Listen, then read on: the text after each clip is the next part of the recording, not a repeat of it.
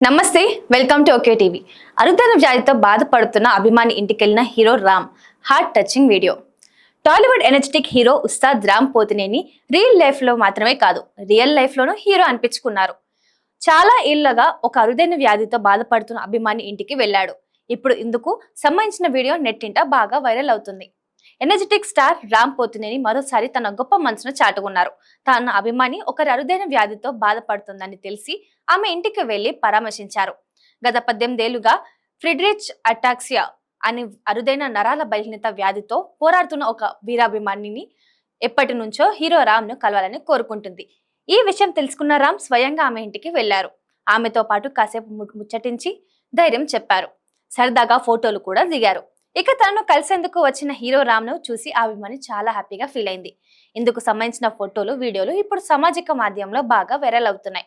వీటిని చూసిన నెటిజన్లు, సినీ అభిమానులు హీరో రామ్ పై ప్రశంసలు వర్షం కురిపిస్తున్నారు. రియల్ హీరో అంటే నువ్వే అన్నా అంటూ క్రేజీ కామెంట్లు పెడుతున్నారు. కాగా ఫ్రిడ్రిచ్ అటాక్సియా అంటే ఇదొక జన్యుపరమైన రుగ్మత. ఆ వ్యాధి బారిన పడిన వ్యక్తులకు మెదడు, వెన్నుపాము, నరాల వ్యవస్థ ప్రభావం అవుతుంది. శరీర సమన్వయం, నడక దెబ్బతింటాయి. రామ్ అభిమాని కూడా సుమారు 18 ఏళ్లుగా ఈ వ్యాధితో బాధపడుతుంది. అది తెలిసిన హీరో రామ్ స్వయంగా ఆమె ఇంటికి వెళ్లి ధైర్యం చెప్పారు. ఇక సినిమాల విషయానికి వస్తే చివరిగా ఆంధ్ర కింగ్ తాలూకాలో చివరిగా కనిపించిన హీరో రామ్ గత ఏడాది విడుదలైన ఈ సినిమా ఓ మోస్తారుగా ఆడింది. ఇప్పుడు తన తర్వాత సినిమా కోసం రెడీ అవుతున్నాడు రామ్. ఇప్పటికే నటుడిగా, గాయకుడిగా సత్తా చాటిన రామ్ ఇప్పుడు తన సినిమా కోసం తనే మెగా ఫోన్ పట్టుకున్నాడు.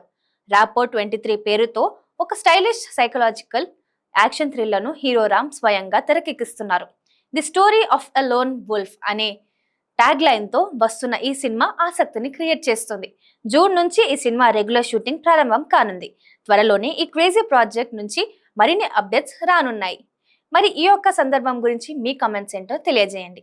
మరిన్ని అప్డేట్స్ కోసం చూస్తున్నారండి ఓకే టీవీ.